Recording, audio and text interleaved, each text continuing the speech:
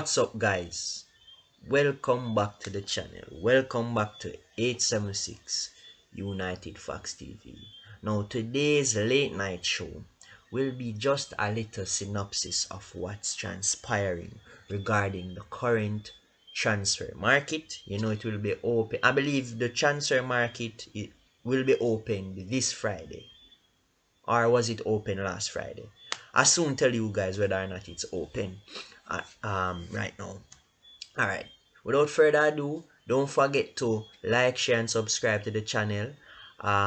Get us past 300 subscribers. And we will choose a subscriber to give them a shout out when we hit that mark.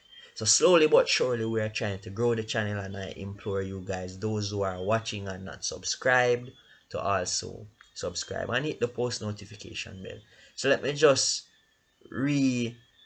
enforce what today's video is about. Today's video is about the transfer updates. We haven't really spoke much about it because we're still trying to wrap our heads around whether or not this season is a success, and whether or not we should be all out or all out, or even all leave or stay. Well, I'm repeating myself, but basically what we are saying, we are trying to wrap our heads around what happened this season. So now that we've gotten over that hump for the past couple of days, and so we just want to address a lot of news. So a lot of news will be spoken about today. Sancho, Varane, Kunde, possibly Koulibaly, Kieran Trippier. We can also speak about Declan Rice, Ruben Neves, and possible transfer targets that I think we should try and get as well. Like Zakaria, a player from Mönchengladbach who has been a very good player in Germany at the CDM position. So we have a lot of things to discuss, but won't be long about it. So firstly, let's talk about the poster boy, the man that will appease the fans. I guarantee you that if our Glazers purchase this player, all the all out agenda, all of those news regarding the fans going to riot and whatever will be squashed. Reason being because we've gotten a signing in Jadon Sancho that the fans will feel relieved that, look, we have this player who can create, who can be dangerous, who can score goals and so forth. So let's talk about Sancho, and I won't be too long. So as it relates to Sancho and his personal terms, agent fees, what have you, all of that have been agreed from last summer transfer window. So that's not an issue. That's nothing. That's not a problem with the player and his agent. The problem here, guys, is the fact that Manchester United has not yet put in a bid to Dortmund regarding the signing of Jadon Sancho. Now, it has been said by Christian Folk, The Athletic, as well as BT Sports and the British media that his price has significantly reduced from 120 euros to about 80 million euros. So that's approximately formerly 100 pounds, million pounds, to now 75 million pounds. So at the moment his price has reduced significantly. So let us see what will Manchester United do, because I have a strong feeling that we will get Sancho for two reasons, or probably three. It's either two or three reasons. So my first reason is that he will be a signing that appease the fans, so the fans can forget the all out chance and everything that transpired within the past month or so. So I believe that will be a reason that he will come to the club. The second thing I believe they will try and get this player is because he's a marquee signing. He's a signing. If we get this player, he can allow the Glazers to have a lot of sales and so forth. So he's a poster boy. He's a player that is coveted. So I think he will come, but in my opinion, I believe that we should have got this player from last summer in order to um emphasize other signings or to put focus on other signings this summer in order for us to take Manchester United to the next level. Now, this takes me to Raphael Varane, Kunde, and other centre backs that we have been linked with. So, just to close about Sancho, personal terms are agreed. The player wants to come to United, but what is holding up the confirmation of seeing the player and whatever? Manchester needs to put in the bid and put in the bid quickly, because it has been said also that Dortmund has a time limit as to when Manchester United can complete this deal. So, let's see how it transpires in the next coming days and possibly weeks. So, I was speaking about Varane. So, as it stands, Varane has not extended his contract with Real Madrid. As we know, he has one more year left on the contract, which, means that this season, if anyone wants to purchase the player, he will be at a bargain of a price.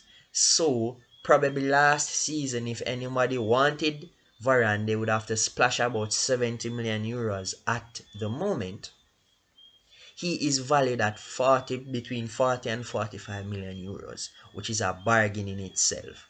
Um, Persons like the Athletic, not persons, outlets like the Athletic, not Fabrizio Romano, as the Athletic as it stands right now has said that if Varane will not extend his contract, he will either move to Manchester United if they bid the right price and the player expresses that he wants to come to United, or he will go back to his home country in France to play for PSG. Because we all know PSG has the squad as well to compete in the Champions League, and we know that despite the fact that they lost the League One title this season, they have what it takes to reclaim that title. So as it stands, that is the situation with Varane. Regarding Kunde from Sevilla, there has been no significant updates regarding the players yet. He is a target that I believe is a good signing at centre back to complement Maguire. But as it stands, if Varane is the priority signing, Kunde may move to a bigger club in Spain. So it has been said by a Spanish outlet as well that Kunde may make a move to either Barcelona or Real Madrid. But it all depends on what Varane does. So if Varane leaves, he will move to Real Madrid. But if Varane remains, he will either stay at Sevilla and extend his contract or move to Barcelona. So that's what it is right now. And as well as rumors has been out there that he may move to Chelsea as well. Because Chelsea, as we know, they may be looking, another centre back, because Thiago Silva is an old defender right now. So let's see what will happen regarding Kunde. And also Paul Torres, the Villarreal centre back, the left-sided centre back. He is also said to be coveted by our manager Ole as well. But there is no real news about Manchester United approaching the player. It is said that Villarreal will let him leave. They have allowed him to leave to Manchester United for roughly 50 million euros. If he wants to leave, that's the price they will let him leave for. Now, we spoke about Trippier. So Trippier, I believe, can be a marquee signing as well, because look at what the Alex Telles signing did for us last season. Many persons may have wanted Telles to be the number one left back, but the signing of Telles, it forced Luke Shaw to play a much better game for the majority of the season. He has been arguably one of our best players for this season, and this is due to the signing of Alex Telles. So therefore, if we get a Trippier, is either he can be the number one right back because he's a player I believe wants to come to United and be the number one, or he will have that same influence and impact that the Alex Telles signing did. So that's pretty much it regarding Mr. Kieran Trippier. There is no concrete news regarding whether or not he actually wants to leave Atletico Madrid. There's no real statement out there as yet regarding the player prompting to leave the club. But as it stands, Manchester United are interested in signing Trippier. And excuse me, I believe he will be a good player for us if he comes. Now, let's talk about the CDM signings that I was speaking about earlier. I spoke about Zakaria from Mönchengladbach. I spoke about Ruben Neves and of course Declan Rice. So, firstly, let us address Declan Rice. As it stands, Declan Rice would prefer a move to Chelsea. One, because his best friend Mason Mount plays for the club. Two, he has been a boyhood fan of Chelsea. And three, he wants to move to Chelsea. So he doesn't favor a move to Manchester United. So as I said, his best friend Mason Mount is a Chelsea player. He has been a Chelsea fan all his life. So therefore, it will lead him to not wanting to sign to Manchester United. But let us see whether or not Manchester United can influence the player and encourage the player that he is the player that is needed at United, which he is. Because, Chelsea is stacked up in the CDM position. So, probably Manchester United can encourage him to play for them, and he can still be mates with Mason Mount because they are English lads, as they say. So, as it stands at the moment, Mr. Declan Rice doesn't really favor coming to United for those reasons I stated a while ago. Now, another CDM that we are also linked with earlier on before, the transfer market was close upon us was Ruben Neves. Now, I have said in a previous video or two videos before this one that I believe if we don't get the signature of Declan Rice, we can pursue a Ruben Neves. Why? Because he's Premier League proven, he's quality, he has done it for his country as well, and he's young. He's about 23, a little older than Declan Rice, but he's still at the age that is approaching his prime. So I believe he can be a player that we invest in for the future and a player that can transform our team just the same as if we have signed a Declan Rice. So the hold up with signing a Ruben Neves is that Arsenal has expressed a great interest in that player. So therefore, normally when United has gone into a race for a player, 9 out of 10 times we have lost that race to the competing club. But we're speaking about Arsenal, so let's just not squash that possible signing of Ruben Neves as yet. We know Arsenal shows an interest, but let's see whether or not Manchester United will sign a CDM with a Declan Rice, Ruben Neves. And my third option will be Zakaria. I think he's about the price range of a Ruben Neves. I think he offers something a little different from Ruben Neves, because Zakaria is like, he has a little Kante in him. He has that ability to break up plays and he's good at passing. So I have been scouting this player. So United, you need to get me on your scouting team so you can see these talented players as I have stated.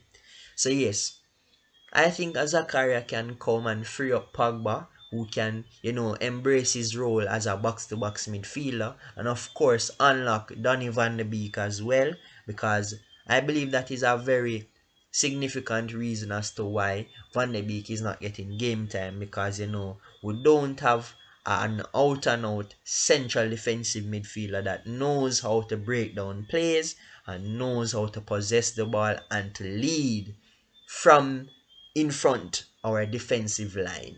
So Zakaria is a possible option from Mönchengladbach. Ruben Neves is another option, and Declan Rice, which we have been heavily linked with through the duration of the second half of the season. So yes, those are our players. Oh, I forgot to also mention that Mr. Kalidou Koulibaly as well is available for a reasonable and a bargain of a price as well in 35 million euros. So if it is a case where Manchester United is complaining about a price tag regarding Kunde, if we try to sign a Kunde, even a Paul Torres if we want to sign a Paul Torres, and even a Varane if we want to sign a Varane, we can try and go for Koulibaly, because he has been one of the best centre backs in Europe for the past 3 or so years, and his team is currently not in a Champions League spot, so I believe Napoli won't play a cat and mouse game with any team who wants to pursue Koulibaly. So that's about it, guys. That's really what the transfer market is looking like at the moment. No real significant news. We have also been linked to Harry Kane, but in all honesty, guys, we have re-signed Cavani. He has extended his contract. So I don't think Mr. Harry Kane should be a priority for Manchester United right now. If it is a case where Manchester City says this player is overpriced, we can probably go for Cavani not Cavani, Harry Kane next season, in the case that Cavani leaves. So I don't really want to speak much about Mr. Harry Kane. He's a very, very, very good striker. Arguably the best in England right now. One of the best in Europe, behind Lewandowski, of course, and Erling Haaland. So he's not the priority right now. That's not the position in which we need to get a marquee signing. We need a marquee central defensive midfielder, and of course a centre back. After getting those two, I would get a Sancho, and we can even discuss a Jack Grealish as well. Very good player, a maestro.